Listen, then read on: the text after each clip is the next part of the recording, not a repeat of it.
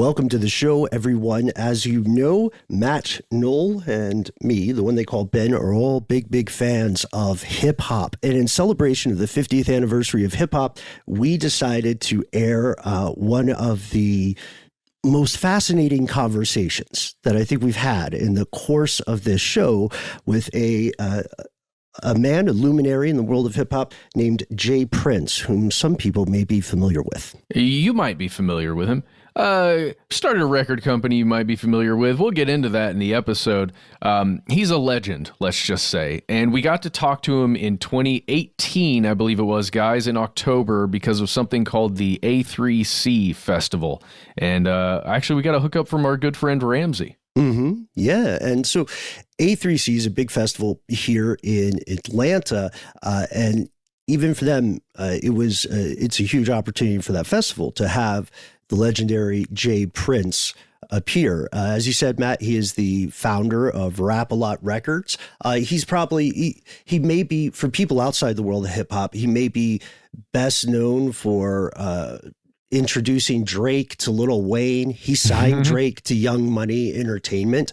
And he is a person who commands a tremendous amount of respect, not just in Texas, but throughout the United States and abroad. In this conversation, I was re-listening. You know, we had some moments where I remember looking, Matt, across the studio at you, thinking, "Oh, when you said, so do you have a pig farm?" Yeah. Yeah. Well, for anyone that doesn't know, there have been rumors circulating on the internet for, let's say, a decade or two, maybe, about J. Prince, a certain island, and a pig farm, and his enemies. But, come on. They're just rumors. Right? I do remember J. Prince being a very generous interview subject and a very fascinating figure, and obviously a character who looms large in the world of hip-hop. Yeah, and it was immensely fascinating because I had grown up hearing about this guy, right? And it was immensely fascinating to speak with someone who, as you said, was so generous and very, very forthcoming with questions about government conspiracies against people in the music industry, specifically in the world of hip hop, very much outgoing with the nuts and bolts of how things work in the music industry, and then also pulls back the curtain to show us a lot of stuff that some music execs might not want you to know about how the money can roll around, about how people can help or retaliate against one another. And it's not just, I would say, and this is not bragging about us. This is bragging about the J. Prince's abilities as a storyteller and communicator. I would say that it's kind of a snapshot of modern American mythology in a way, like the way he's exploring these stories. Also want to shout out the book that he wrote, The Art and Science of Respect. Drake wrote the foreword. And hey, one of the reasons we're even putting this episode out right now is because the world at this moment and for this month has been celebrating what's being called the anniversary of hip hop, 50 years of this thing that we all love called hip hop. And, at times it may feel a little corporate or weird to say, hey, it's the anniversary of hip hop, but it is pretty amazing just to look back and celebrate the people who shaped music as we know it today. Well, it's also like like jazz, it's a uniquely American tradition, an American phenomenon, that started as a very regionalized thing with, sort of like parties in the street in New York and B-boy culture and of course, DJing and all of that stuff. And then it just sort of organically ballooned into this absolute phenomenon and cultural megalith that it is today, with rappers like Drake. Like having, more appearances in the top 40 hit parade than like any artist of all time. I mean, it's just absolutely insane on such a short timeline too. Agreed and well said. And so without further ado, we present to you our classic conversation with the hip-hop legend James Prince, J. Prince. From UFOs to psychic powers and government conspiracies, history is riddled with unexplained events. You can turn back now or learn the stuff they don't want you to know.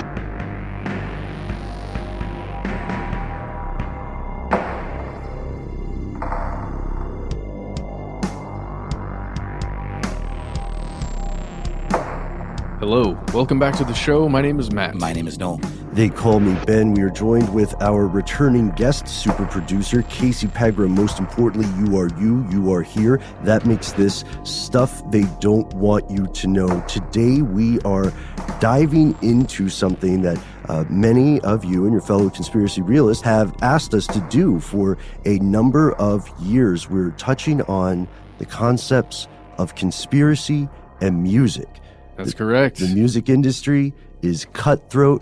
It's brutal. It's often described as a zero-sum game. Yeah. But wait, Matt, Noel, Ben, you might be saying, none of you are kings of a music empire. Impresarios, if you will. Yeah. No, we're not even really that cultured.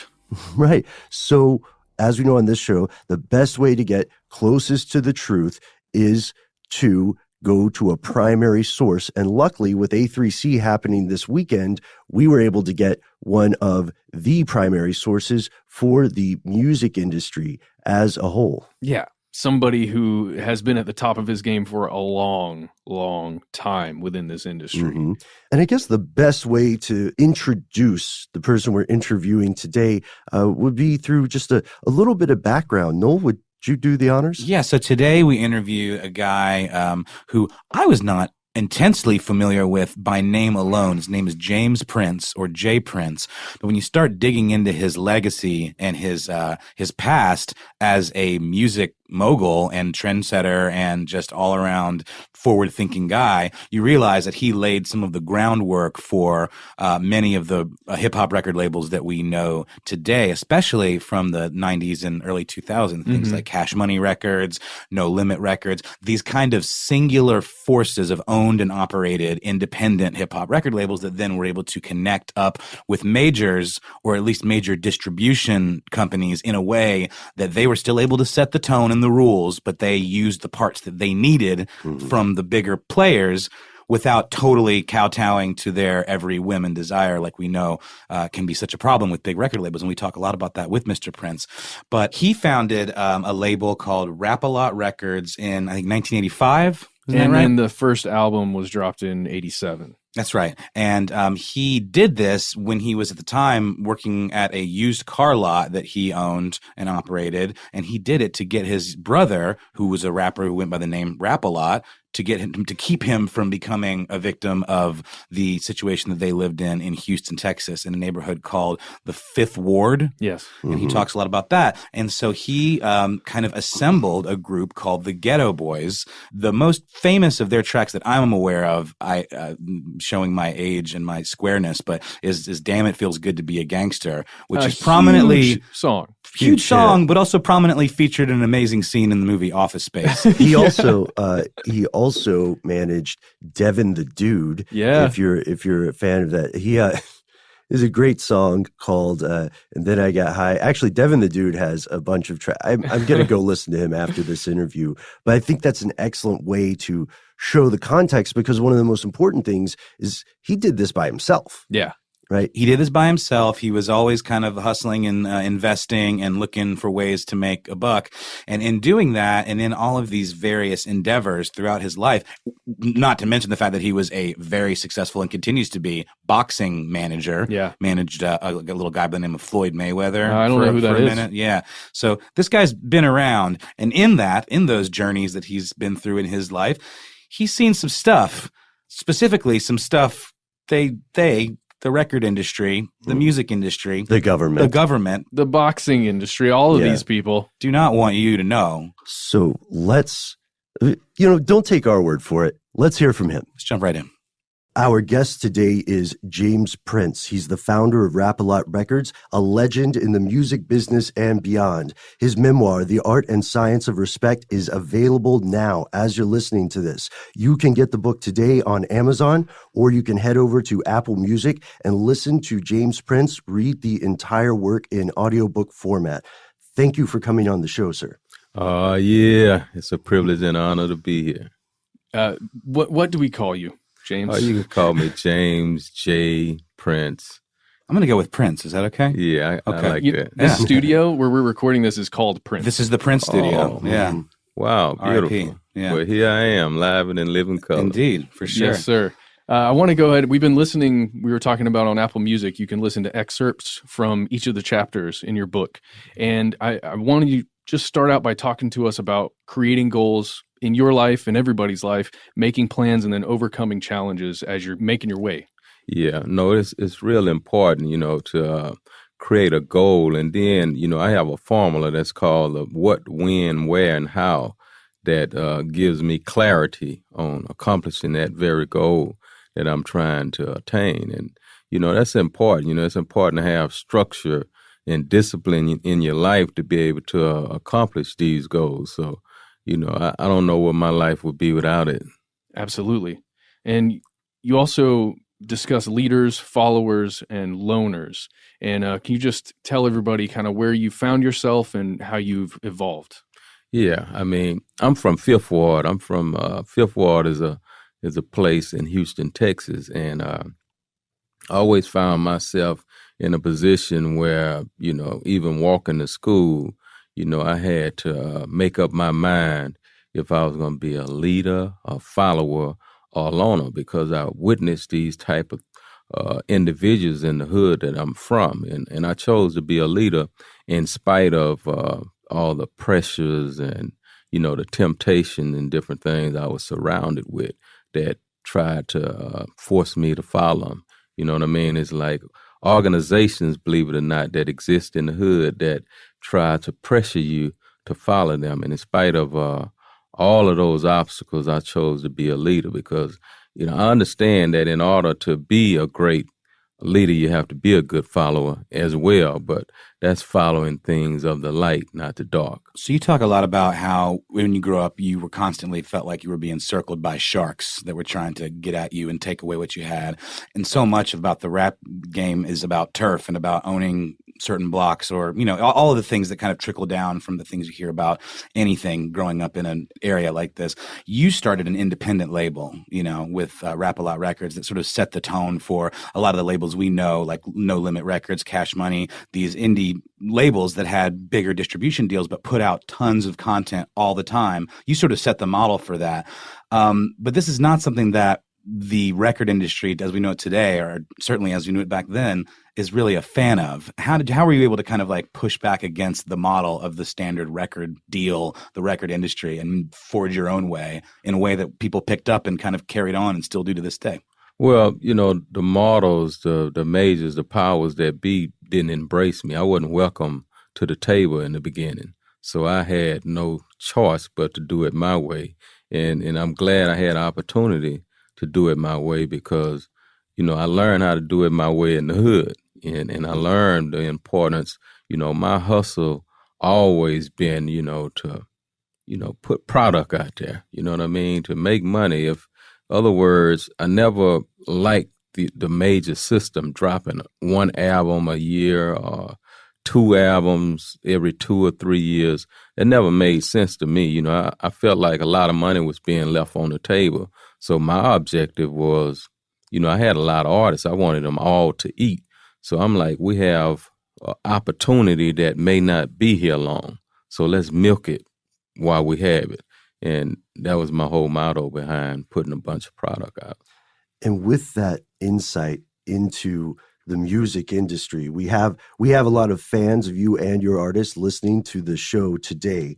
And there are a ton of things that they are probably not aware of when they listen to a song, when they purchase an album. It's often said that there are forces in the music industry operating behind the scenes, and most fans and most listeners are not aware of those. And this gets into territory that some people might call conspiratorial. It's no secret that prominent people of color who are at the top level in various industries, including entertainment, but almost any industry, have been persecuted by the same government that says it is here to protect people.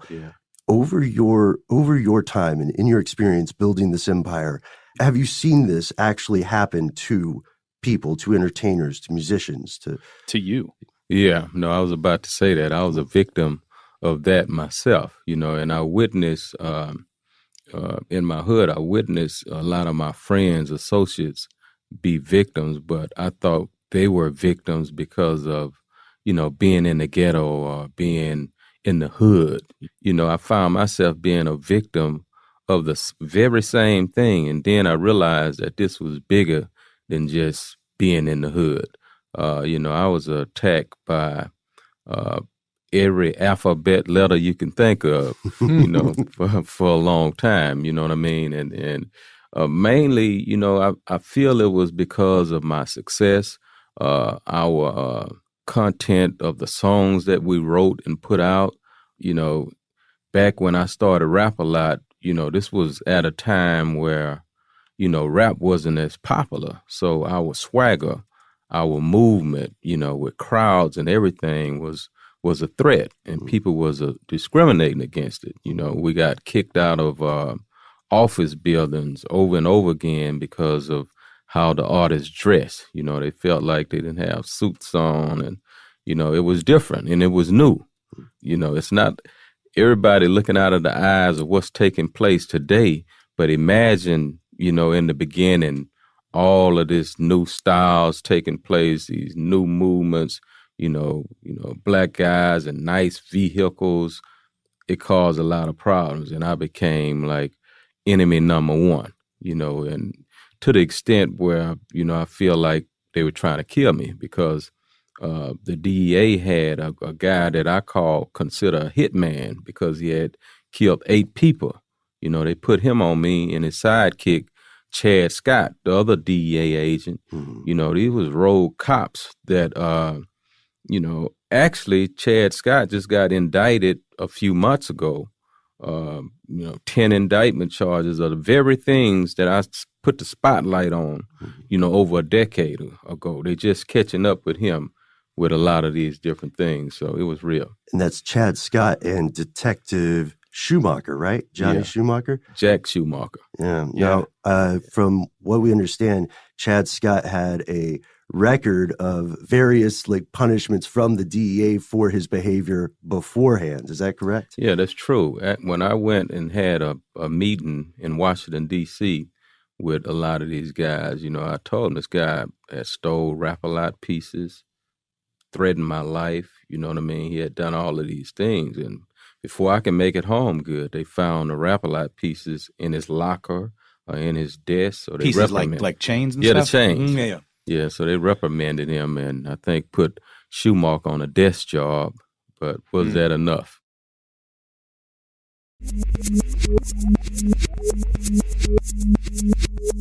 I read in this article from The Advocate out of New Orleans that Chad Scott was the guy who was the basis for Denzel Washington's character in Training Day, where he, would basically kind of run his own mini gang operation from the position of power of being a police officer or a law enforcement official, I guess, a DEA agent. And that gives you a lot of access, right? And I think one of your artists did a diss track about him, and he was fond of playing it at full blast when he would make big drug arrests or whatever. Can you talk about that a little bit? Yeah, no, this guy, he was a clown when he was in Houston, and he became what I consider a bigger clown in Louisiana.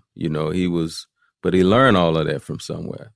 And the head guy in charge at the time was Jack Schumacher, an officer that used his weapon over 8 times or better, which is totally abnormal for any officer.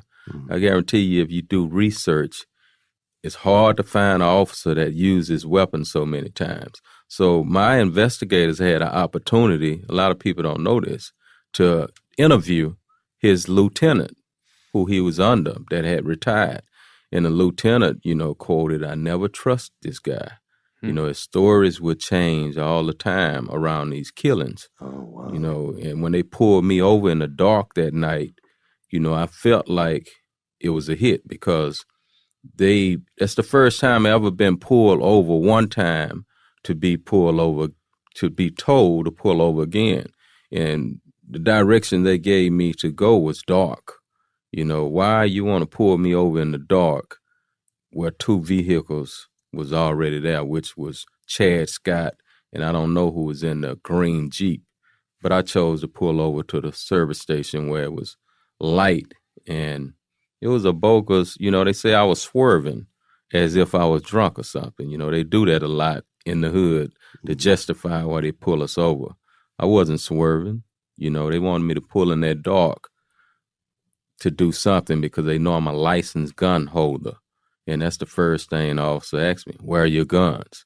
So in a lot of the killings that Jack Schumacher done, it was always a weapon there and questionable. Well, we're seeing so much of that now. I mean, in a big way, where it's always an excuse to take lethal action when someone maybe has a gun or is trying to reach for a gun that they're just trying to show you they have, or has a cell phone, or has a cell like phone. A gun. I mean, it's just always kind of the first go-to thing for an excuse to do that. And 8 sure does seem like an awful lot to me. There's another question there too: is that frequency of dirty shootings accelerating, or are people just hearing more about the ones that had been occurring? Are there more skeletons in the closet? Well, now there's so much more accountability, right? Right? With the internet being what it is, Exactly, and all of that. So absolutely, I think that's good. And obviously, we are not anti-police, law enforcement on the show at all. Yeah. None of us are, but it's just you can't deny that there's certain patterns that are interesting and very troubling. I would say we're anti-corruption for sure. Which unfortunately, corruption is historically a problem. We found a quote from an earlier interview that you did where you talked about a conspiracy taking place to kill off and destroy all future Black entrepreneurs. Mm-hmm. And in this interview, you say this is they wanted to prevent people from doing the same thing that you and Rap-A-Lot and Cash Money and various other peers in the space had also done. And then you say, and I was right. Have you seen examples of this? And do you feel like it's accelerating? Do you feel like it's lessening? Do you feel like it's a constant thing? Yeah. I witnessed this, and I made that statement years ago before everything has taken place the way it have right now. I saw it coming because I saw, artists in the same position that we were in, and the offers from the majors, they took those type of offers off the table. We are no longer, and I spoke with key individuals that was in the companies with the majors, and they straight up said, "That's over. We're not giving those type of deals up anymore." So they regressed to the 360 deals. You know what I mean? And when I was coming through, 360 deals meaning they own everything about you, and you pay them back, or they give you an advance, and then you kind of work in indentured servitude almost. Yeah, that 360, they're gonna eat everywhere you eating, which they criticized. When I came through, they criticized me for managing or being able to get a percentage of management from an artist that I put out. They created this after I took an artist that nobody wanted anything to do with. We created a buzz and had success. The majors were some of the key individuals. You can't manage and promote an artist at the same time. And turn around and done a 360 deal. The same deal I was, not to the extent of the way they're even doing it, but the management side of it, I couldn't, that was like a sin. So, I witnessed them, change their mind, don't want to see another J. Prince, Master P, Cash Money, Tony Draper with that distribution deal, with marketing including. The whole infrastructure of the deals have changed, and I saw it before it got here.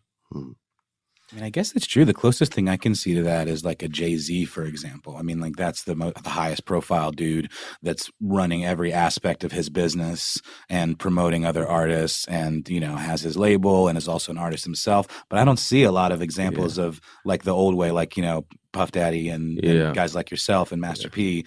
It doesn't seem like there's much opportunity for that to happen anymore. Right.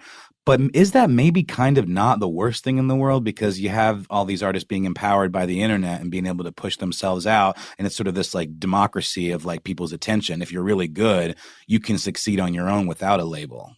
Well, you definitely can succeed on your own, but by no means is that something that they wouldn't want. Everybody would want access to that kind of power.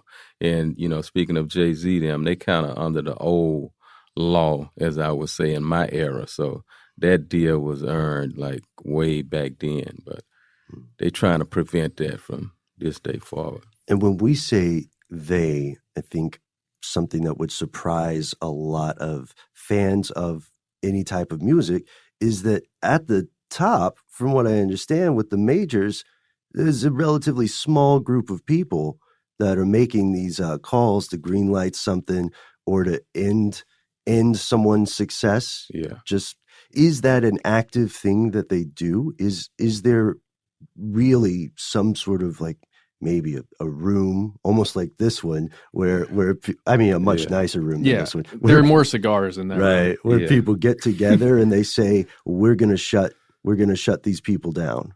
Yeah. I think I told this story in my book. I wrote about a story where, I called myself going to create a situation where the majors was going a bidding war. And I went to, I think, Capitol Records, and I'm interviewing with a guy, to tell him what I wanted. And I left Capitol and went over to Giant to speak with Irvin Azoff. And I'm trying to use this offer that I got against Irvin Azoff to only, witness that Irvin Azoff knew everything that was offered to me over there at Capitol. So you're like floating this out there to kind of do a little litmus test to see what they know. Yeah, which kind of blew my mind. So at that point, I understood right then, okay, these guys are working together. There's a network, a system in place where they're sharing information. And I witnessed this on so many different levels. But, it's interesting, and it's a surprise to those that don't know. And, they can shut you down. I'll give you another example about David Geffen, because, the Ghetto Boys, we wanted to release a record with the same lyrical content as he was releasing, with other artists, with Rick Rubin. And he chose not to release our record and basically gave Rick Rubin the freedom to, go and do another deal elsewhere.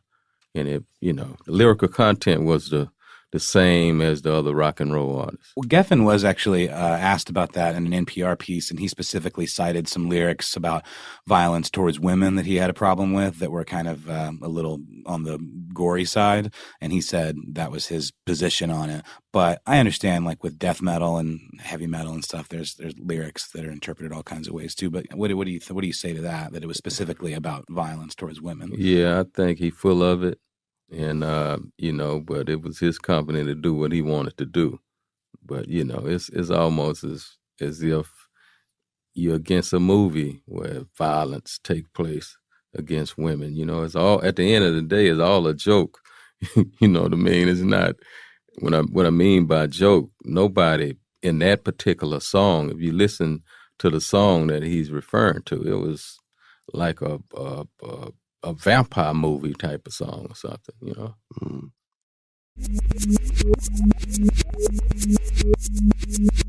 Can I jump to something real fast? You were a boxing promoter for a time, right? Not currently? No, boxing manager. Manager. So that's very I'm different. Still a boxing manager. You're still a boxing manager. So are you excited about any of this stuff coming up on Saturday? Like some of the big UFC fight stuff, or are you into that? UFC, yeah.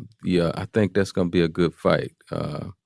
I'm I don't know who's gonna win, Well, of but course. I like UFC as well as boxing. They're both great. And, Yeah. Conor McGregor just had he tried his hand at boxing. Right. Didn't go so great. Yeah. So there's. Well, it depends. That was his biggest payday. Dude, it was his best. It was the best day of his life, right? Yeah. But in the same vein, in that world, there's a lot of stuff they don't want you to know, similar to the music industry. Is there anything you can share with us about that whole world? Well, just understand that boxing and the music game is two cutthroat businesses. And with that being said, when you're dealing with cutthroat situations, I give you an example, and I wrote about it in the book, Me and Don King. Don King had this fighter by the name of James Page, who, wasn't being treated fairly at all. He had a deal with Showtime where $2 million a fight was coming his way because of, James Page. And, James Page was only getting 100 and some thousand of that money. So, I went to Don King. I'm like, hey, man, this ain't right. We have to eat. I'm representing this guy now. So, show some respect and allow us to eat a little more. And King said to me, brother, if you want him to eat, then you need to go and figure out a way for him to eat. This is what I'm. So I understood that.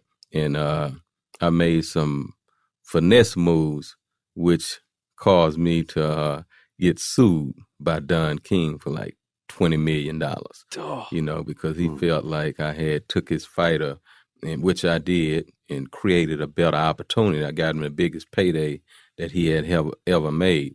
To make a long story short, I won that lawsuit, and the headlines read, "The Prince dethrones the king," which caused my business to triumph to a different level. Dang, that's a good headline. Yeah. And often in both of these businesses, which you just described as cutthroat, often we see various artists, various even boxers or fighters referring, or maybe I should say deferring to you, to your opinion, to your take. Do you see these, especially these younger people who want to follow in your footsteps, do you see them learning from you? Or I guess what I'm asking is, do you see them listening? Yeah, most definitely. When I speak, they normally listen. A lot of them reach out to me all the time, which, caused me to want to write the book, The Art and Science of Respect, because of the demand of questions that I be asked all the time. And, they definitely listening, and, they're wiser, because of the information they have access to. A lot of them are weaker, but wiser. And, I actually like some of the things that they are doing. I think that they are more content where ownership is concerned, more alert and on guard than our generation. So some of them listen.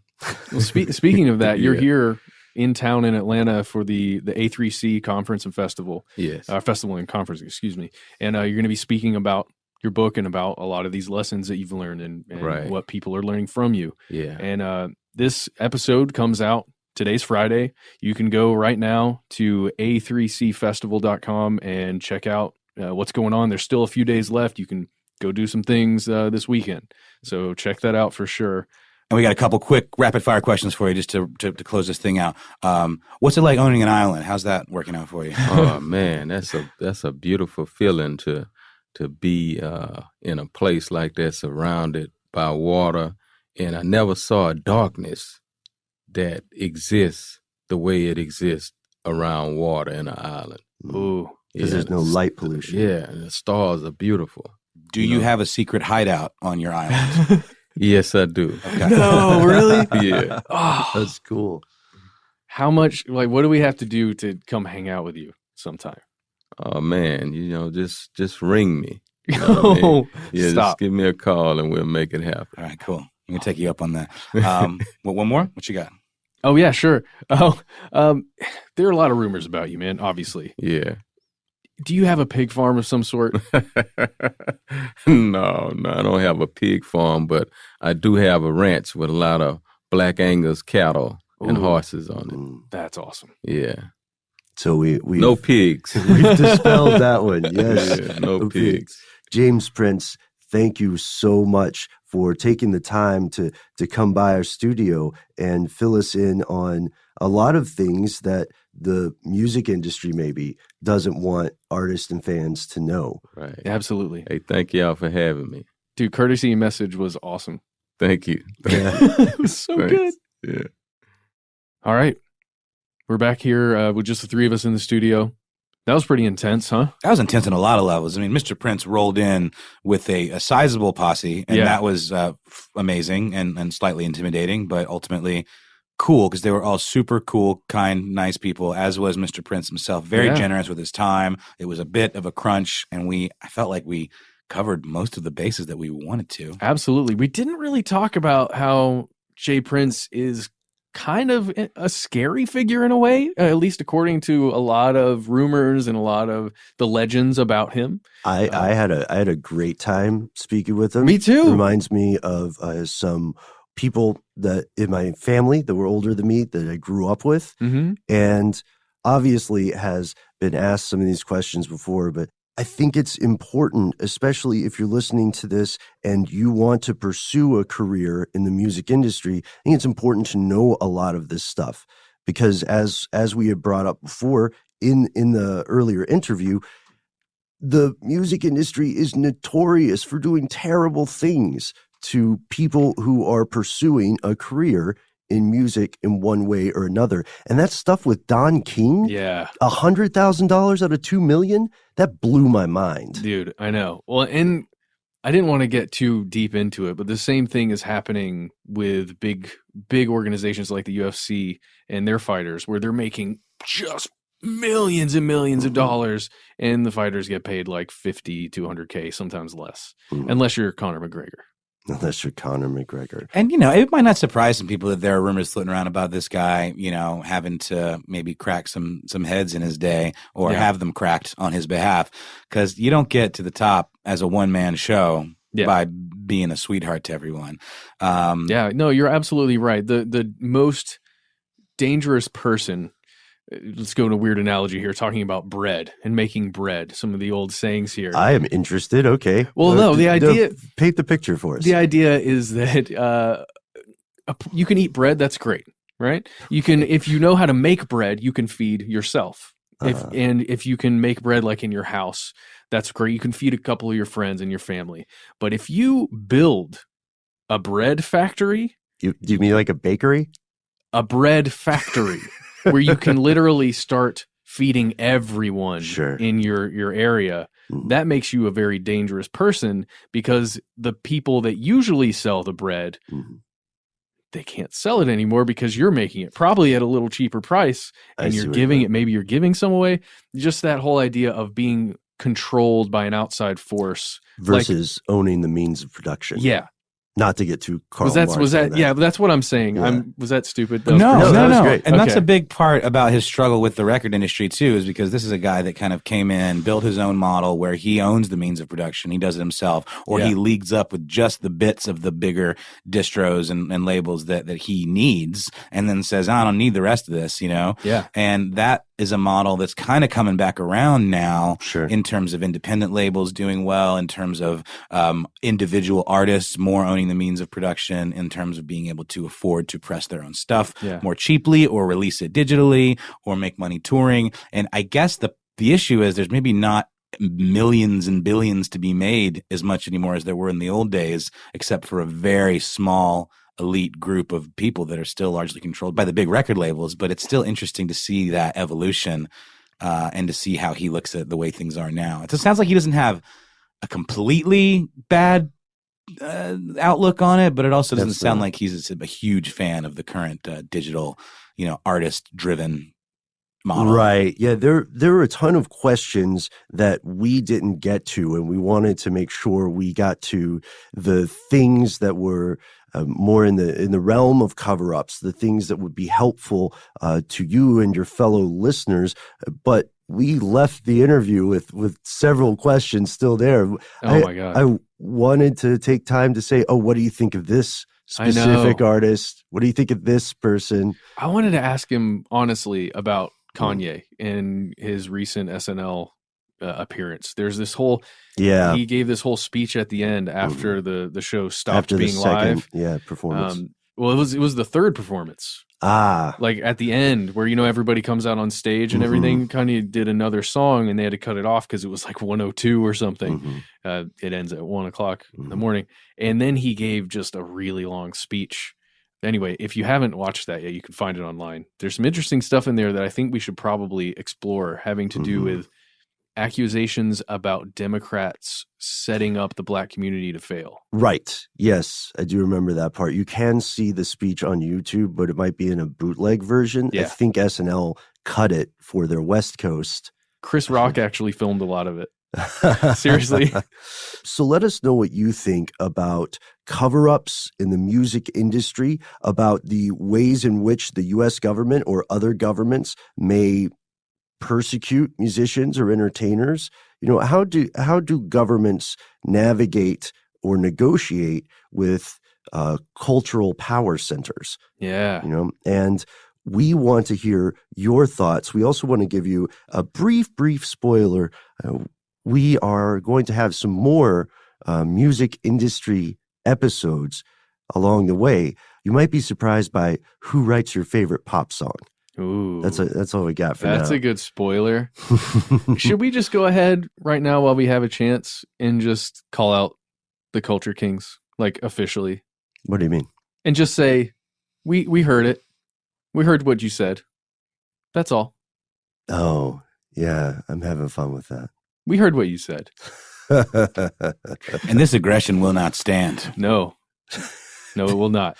Oh, no, yeah. But we love you guys, and, we look forward to putting out the episode that we just did together. Yeah, Matt loves you. Yeah, I'm playing. So, yeah, Jaquise, Edgar, that's their names. Thanks so much for the shout out. Thanks for the call out.